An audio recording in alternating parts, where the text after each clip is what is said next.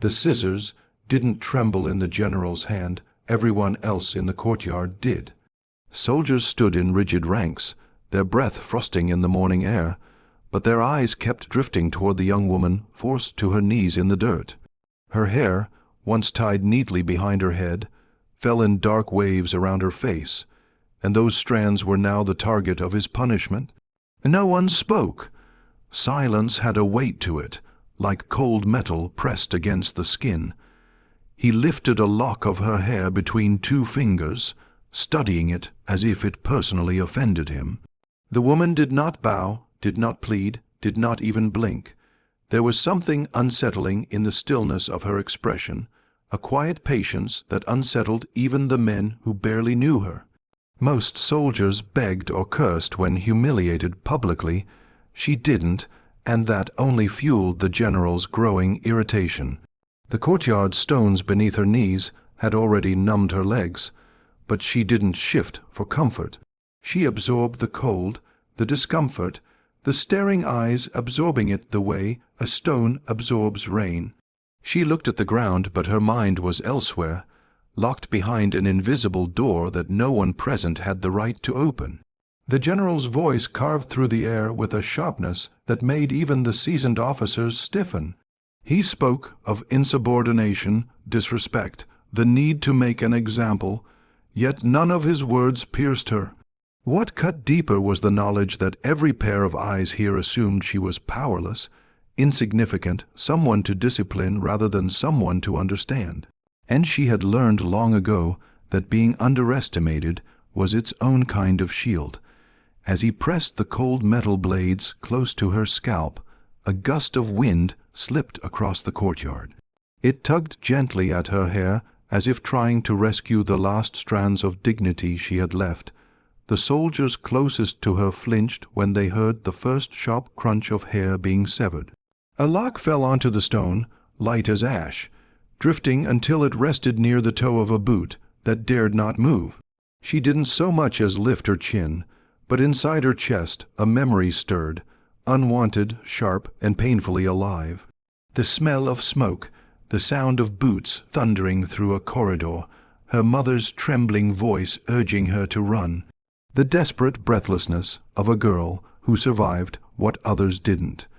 She had buried those images under years of training and silence, but humiliation had a way of scraping through the layers. Not enough to expose her past, but enough to remind her it existed. The general paused only when he reached a strand near her temple. Something about it, perhaps the stubborn curl or the way it refused to lie flat, made his expression tighten with displeasure. He cut it anyway, more forcefully than before. The soldiers heard the tension in the motion, a man exerting power simply because he could. A faint murmur rippled through the ranks when her face tilted upward, just a fraction. The general thought it was defiance. Others thought it was resignation. But the truth was far more complicated. She had caught the distant rhythm of an approaching convoy. Engines, heavy ones, their roar swelled from beyond the stone walls like a storm gathering speed. The general noticed too. His hand froze midair. The courtyard gate burst open a heartbeat later, revealing a cluster of armored vehicles rolling in with an authority that made even the high-ranking officers straighten instinctively. Flags whipped in the wind rare, prestigious flags reserved for only one unit in the entire National Defense Forces. A murmur turned into a whisper, then into stunned silence. That unit answered to one person alone, and that person was coming for her. Her hair, half shorn and scattered at her knees, suddenly looked less like a punishment and more like the trigger of something monumental. The general's fingers twitched around the scissors, no longer certain they should be there. He had no idea who he had just humiliated. But he was about to learn. Dust swirled beneath the armored tires as the convoy braked in a rigid line, the engines settling into a heavy growl that echoed off the courtyard walls. Soldiers instinctively straightened, boots aligned, shoulders locked. No one dared breathe too loudly. The general tried to stand taller, trying to look like a man who owned the ground beneath his feet, yet the slight tremor in the hand still holding the scissors betrayed him. She raised her gaze slowly, her half-shorn hair brushing against her cheek. The chill hadn't touched her eyes. They held the same unsettling calm she'd had since dawn, but now there was something else beneath it, something no one could quite name.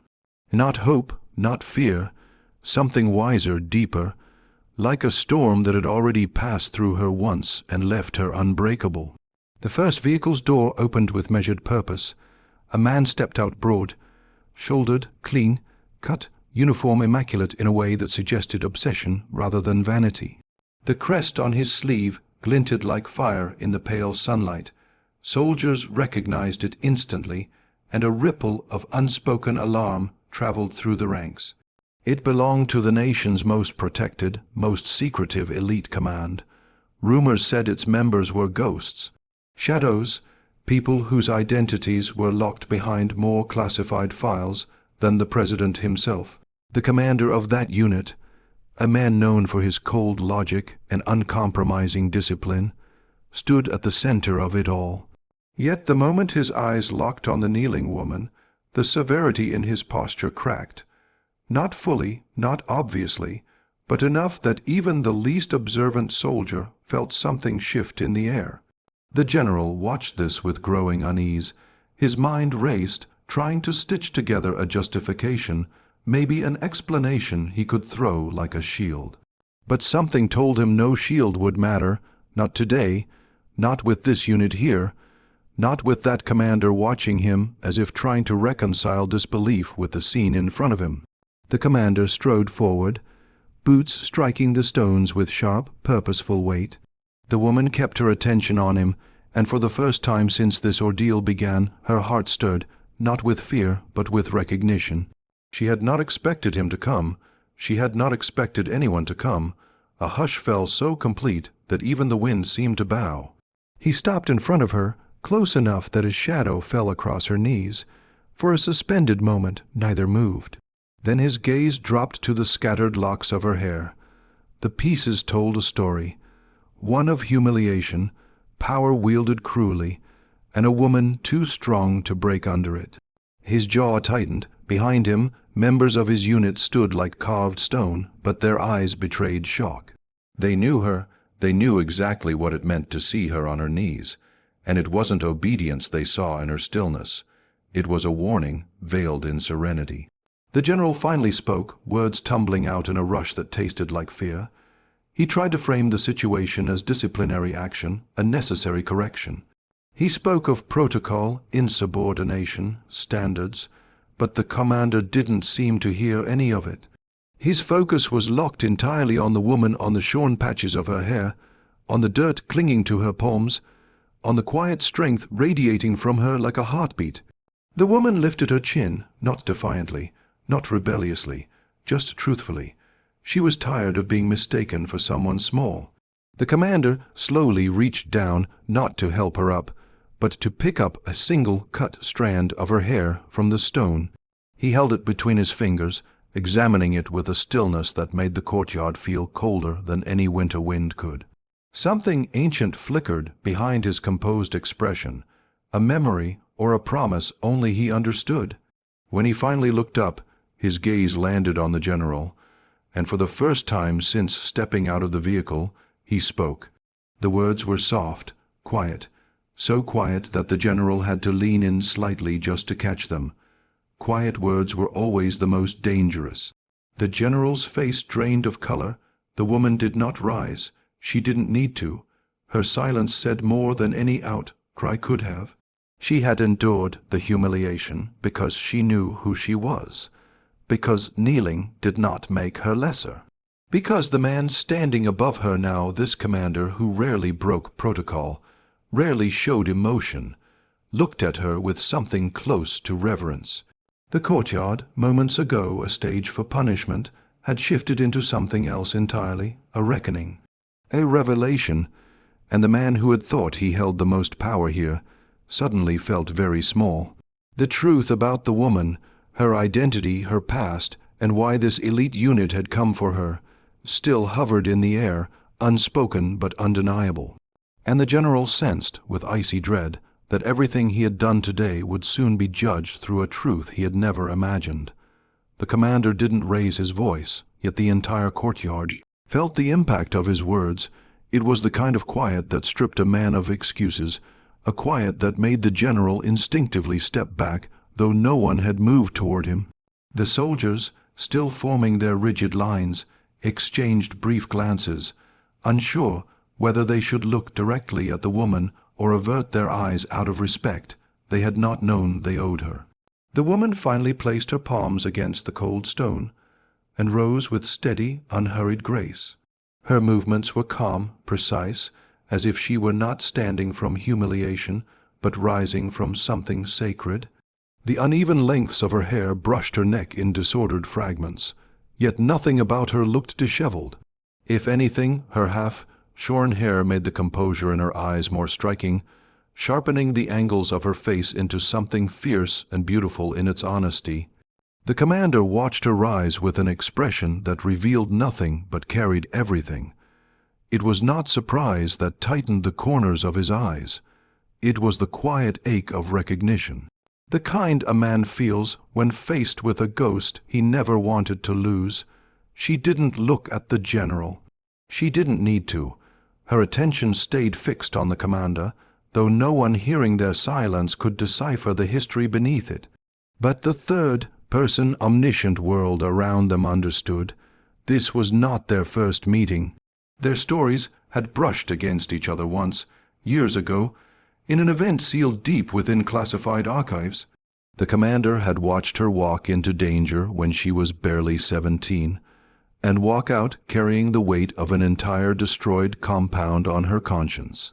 He had not forgotten her name, or what she survived, or the way she had vanished afterward, choosing anonymity over the accolades others insisted she deserved. The general, however, had assumed she was just another cadet, and now, witnessing the commander's reaction, the truth began to scrape against the edges of his understanding. He murmured something about regulation again, but his voice cracked. The words felt limp, hollow, stripped of their armor. The commander didn't even grant him a glance this time. Instead, he turned to one of his officers, a sharp-eyed woman with a scar along her jaw, who stepped forward and placed a hand over her chest in a gesture of solemn acknowledgement. She addressed the kneeling woman with a title so rarely spoken aloud it sounded almost mythic. Every soldier in the courtyard froze. The general's breath caught, because the title they used wasn't a rank. It was a designation, a protected one reserved for survivors of operations that never made it into official records. People whose contributions were not measured by medals, but by the fact that the nation still stood because of what they had endured in silence. The woman didn't respond. Titles didn't matter to her. They never had. She lifted her gaze just slightly, catching the faint drift of warmth carried by the winter sunlight. And for the first time since dawn, her chest loosened.